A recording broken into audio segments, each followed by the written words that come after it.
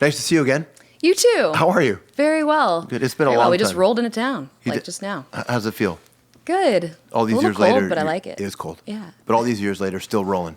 Hell yeah. You look like you're better than ever. Yeah, you look like you're happier. Yeah. Well, it's not all the pressure of like, am I gonna survive this anymore? Like I did. So now I can just have fun making music. You know? Is that what it used to feel like? Yeah. Yeah. Oh yeah, definitely. For a million different reasons, but we got signed when I was 19. And started making that first album, just a kid still, just out of high school. Right. So just the crazy excitement, but also, the pressure of having to live up to, like, do I deserve to be here? Can I make these people their money back? Just all the crazy stress of starting out. I remember when you first came to Canada, and I was lucky enough to interview and I worked at Much Music, and you were young and you were smart, but everybody around you, like, there was a lot of weight. Totally. On what Evanescence was going to be. And yeah, a lot of opinions. Yeah, but it was interesting to watch. Like, I mean, I didn't know how you pulled it off. You were young. Yeah. I don't either. No? Sort of in a daze. No, I'm just kidding. A lot of it was just like going to the mat for stuff that I believed in. Right. The image that I had in my head of what I wanted for myself as an artist, for my band, for our music, everything. I felt like I had support, but also there was a lot of different people wanting their own thing at the same time. So it was, a lot of push and pull in that beginning time. It was a hard band to peg because you were pushed to rock stations. Right. But it was super operatic in places. It was artistic in places. You could do what you're doing now, which we'll get into. And it wasn't an era, like things hadn't fragmented yet. Right. They still needed you to be something. But I was so inspired by, like, music of the 90s, like alternative, the weirder, the cooler, honestly. So in my mind, the more different that we were, the stronger and the cooler that it was, right. Not the other way around. Labels didn't feel that way all the time. Well, I think that's general, like general rule is don't try anything scary.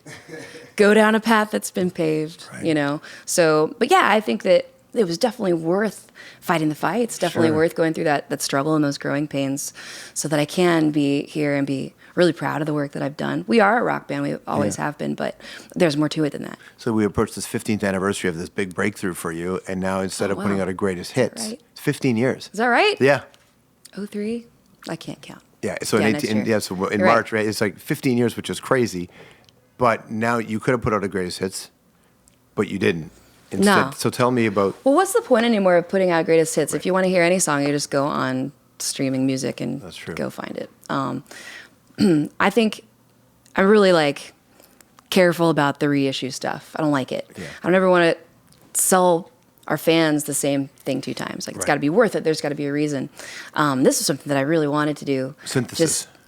Just taking a chance to show our music in a different light and play with it and have fun with it. Songs have a life beyond that first recording. And we know that from playing them for years live. They just have a life of their own. They still grow like you grow. The lyrics in places have gained more gravity and meaning for me after all these years, after our experiences with people around the world and just inside. Just a lot of new stuff, and you listen to a recording that, like Bring Me to Life, when we recorded it, it was just written that year. So, like, it was still new, and I'm still thinking about the notes and making choices in the moment. And now it's just a completely different perspective on the whole thing from a musical standpoint, but also to just like an emotional standpoint. So you've redone them. Yeah, quite differently. Ground up. Yeah. Totally. It was a fun, big challenge. I can imagine. Your voice is different too, right? Yeah, I think so. So hopefully singing it as a grown-up. Yeah, totally. What's that like? I wanted that too. Yeah? I think after using your voice a lot, it just gets more interesting over the years. But also just confidence. Starting out again, it was like scary and vulnerable, and I was a kid, and just singing the notes in tune was my main goal. I hear it and I still think it's cool, but I feel like a lot more comfortable now, so I can just sort of have fun with it. Let's hear some. Okay. What are you going to play? We were just trying to decide. Yep. Kind of threw this together at the last second. Well, let's start with when we're So yeah, super please comfortable. tell everybody. This we is got Dave Egger. Yeah. Hey, buddy. One of my favorite people in the world, one of my favorite musicians. We've been playing together for more than 10 years now. It started out doing just acoustic versions of Evanescence stuff, but then later we started collaborating together. We made a couple of scores and soundtracks together. We did, I think our first one was the Aftermath War Story thing, right? Yeah. So yeah, this is Dave. On cello. Very honored to have him with me here today. Thrilled to have you. Here we go. All right, here's Lithium. We know that one.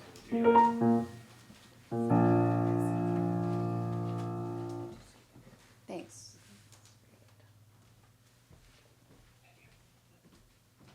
I have to make sure that shows. Yeah, totally. I love it.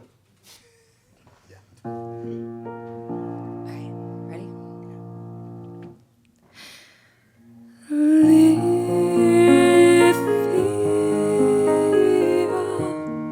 Don't wanna lock me up inside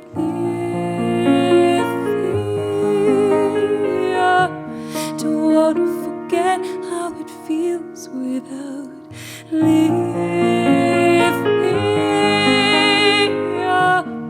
I wanna stay in love with my sorrow. But God, I wanna let it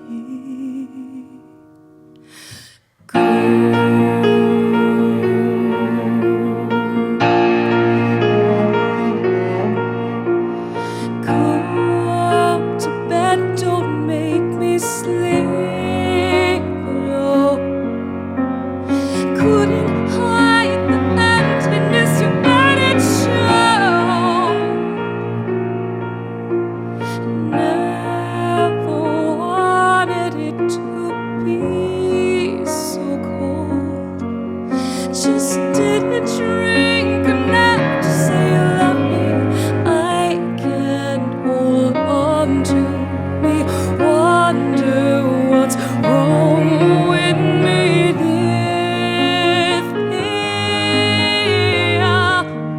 Don't wanna lock me up inside.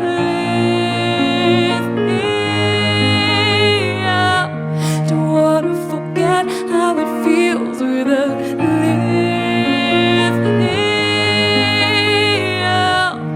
I wanna stay in love with my sorrow.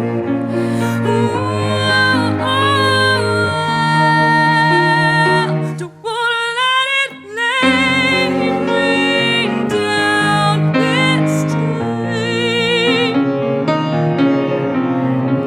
Drown my will to fly. Here in the darkness, I know myself. Can't break free until I let it go. Let me go. Darling, I forgive you after all. Anything is better than to be alone.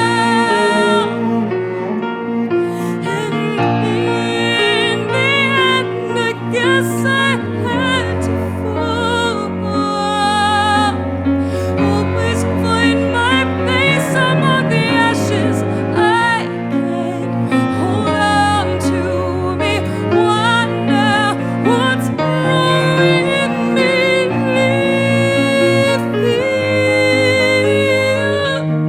Don't wanna lock me up inside.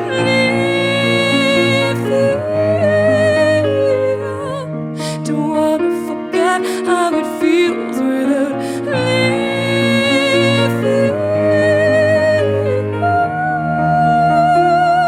Need love.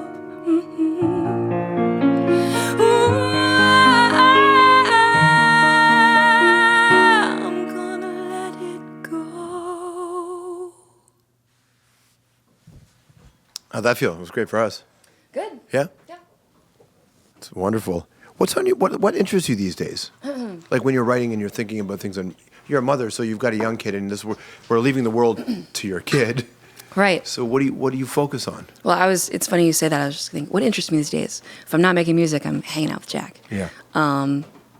It's beautiful to see the world through a child's eyes, and to get to sort of relive things, like have flashbacks to your own childhood and the things in my heart that are just pure and unjaded. It's awesome. I feel like it's giving me like a second life. It's the coolest thing I've ever done, more than any project, any song, anything. Really? It's having him. Yeah. You recently on Instagram, you were back in Illinois, and you had talked about your life there. Yes. Is it Rockford that you used to live in? Mm-hmm. When you look back at your childhood, was it all like? How do you remember it? It was a lot. Actually, we traveled a lot. Growing up, my dad was a radio man. Yeah. So started off in South Florida. I was actually born in California. I don't remember that part being a kid, but lived in Florida, lived in Illinois, lived in Arkansas, lived in Tennessee, like lived all over the place, which was cool, but also hard. You know, when it gets to a certain age, I remember moving to Arkansas when I was 13 and it being the most devastating thing that ever happened to me. Really? Just to be that age. Oh my God. And moving from your friends.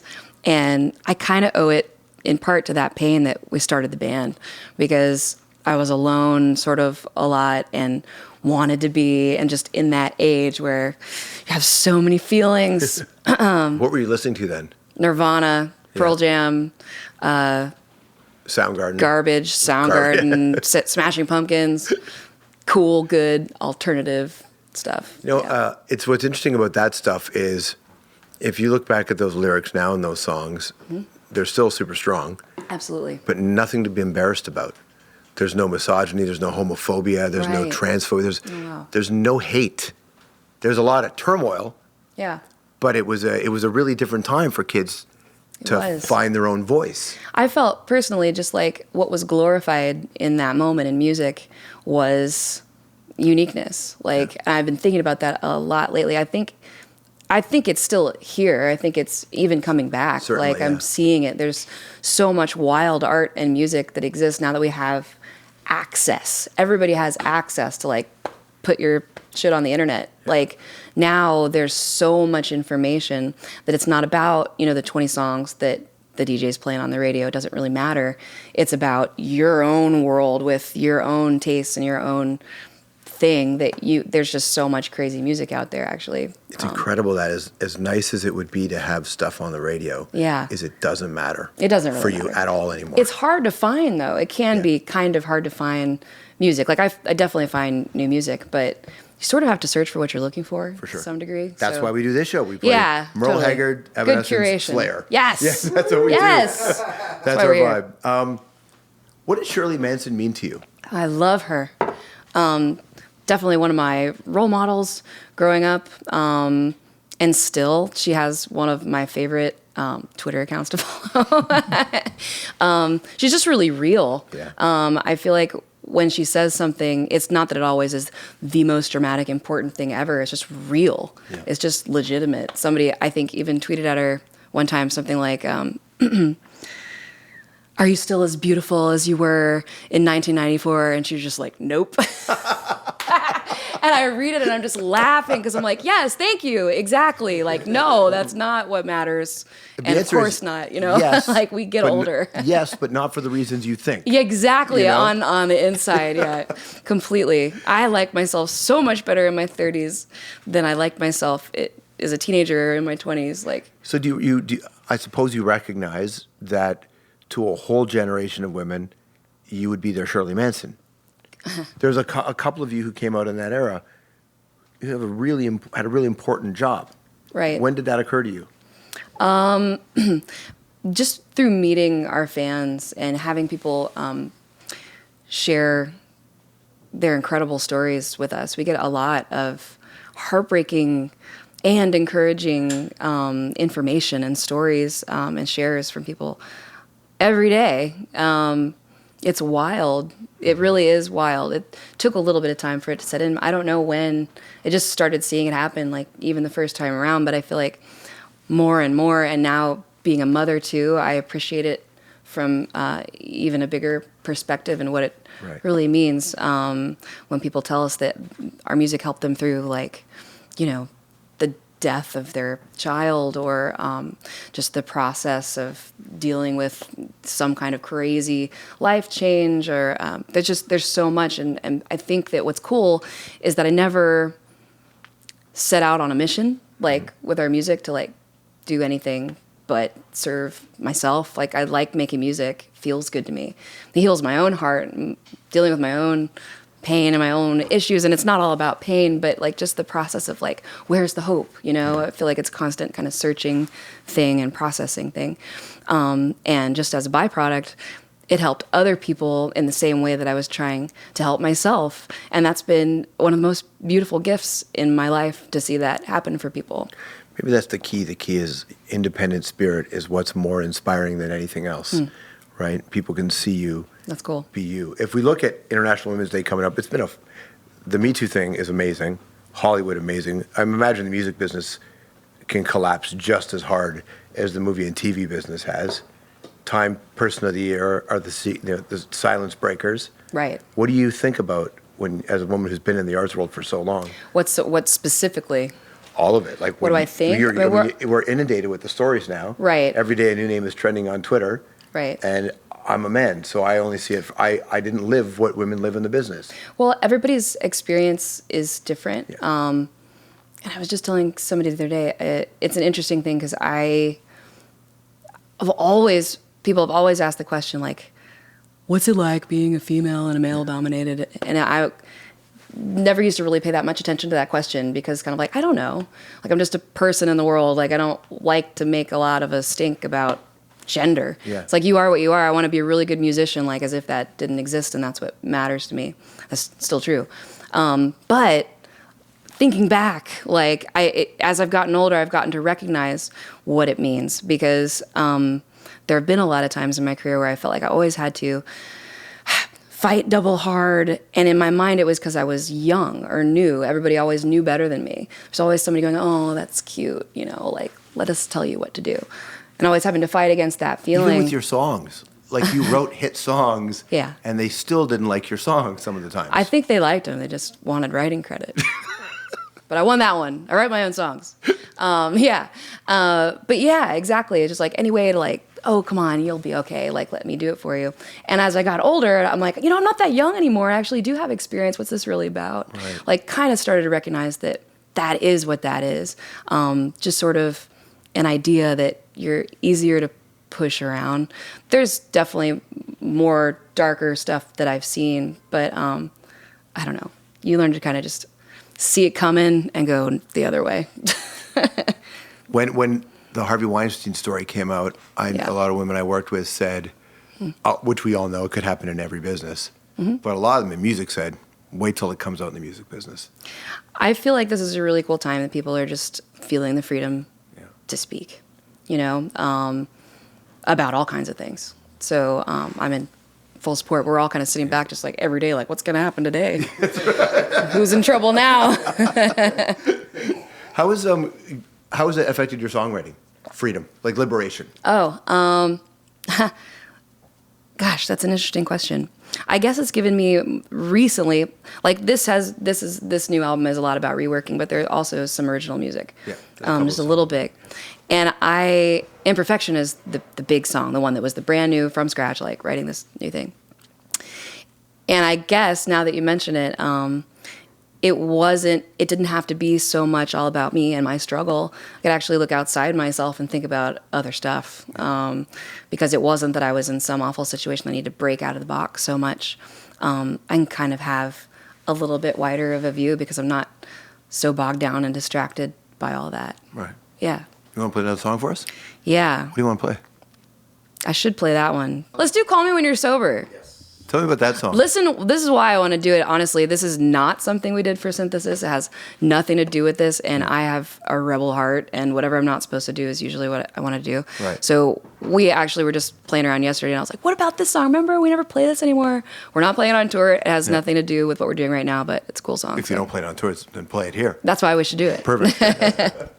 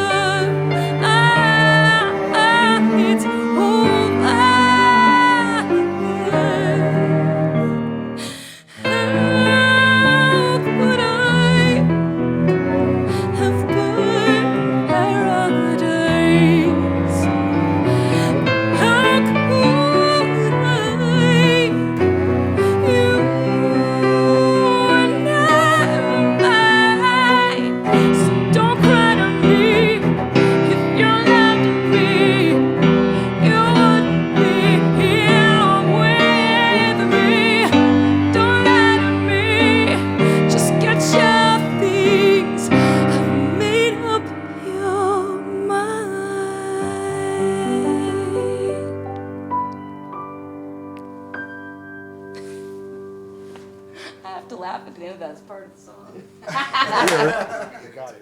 Which were the ones that were the most fun to reimagine? Most fun? In synthesis? Gosh, I'm trying to think what's the most different. You know what? The End of the Dream. Yeah. It's interesting. It's not like we picked our big hits to redo. I mean, we did Bring Me to Life, we did Mind Mortal, but a lot of it was just total self-satisfaction. So little things that I had another idea for that have grown a lot or whatever.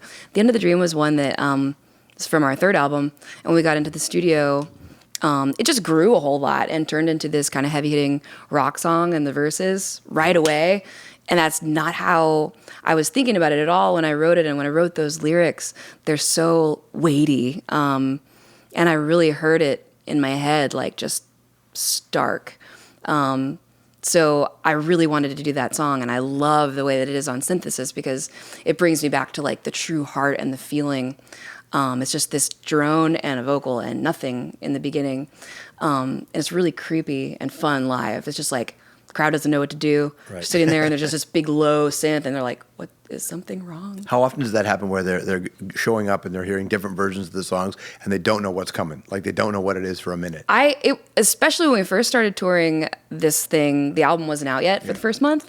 So it was extra you're really fucking with fun. them It was then. like, okay, check it out. And it's scary for me too, because it's like, we're in a completely different situation. Like I always want standing only, like rock and roll, like get everybody up on their feet. For this tour, it's like, no, I want like opera halls and, sit down, everybody's seated, like velvet chairs. So they come in and they kind of don't know what to do. And then our opening band is our live orchestra does a fully, symphonic set. So it's like Moonlight Sonata and Beautiful like songs. Sally's song, Lacrimosa. But those people who were 13 at the time, they're almost 30 now. They're tired. It's cool. They have to sit down, I right? like to sit down at a show. It's just cool to experience something that you already love in a different way, actually. And it's cool in the moments where it can be really surprising because you know what it is, but then it's like this sort of deeper heart of it. What's your relationship now with My Immortal or Bring 'Em Back to Life? My relationship with My Immortal has changed a lot over the years.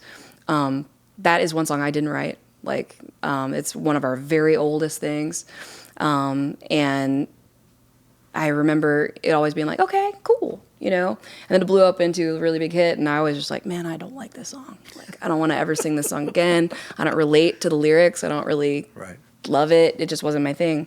And over time, like I was talking about our experiences with people, it's come to mean so much now because I think of our life together with the people that we've connected with through the music and going around the world, going to play. I remember playing in like Lebanon and seeing people just with tears in their eyes, and the city we rolled into the place is just full of bullet holes, like everywhere. It was weird to be there, and we got on stage and had one of the most amazing, heartful like concerts ever because there was just this connection with people who I realized, after being there, like, well, we'd never been there before and it had been like 10 years since we've been out, but it was a part of people's lives, like some of those songs.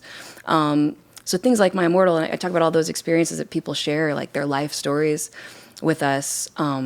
I feel like I can see that song from a outside of myself perspective now, and now I really enjoy singing it live. I really do, and it's been really cool to take it back on synthesis too, and do it with my big girl voice.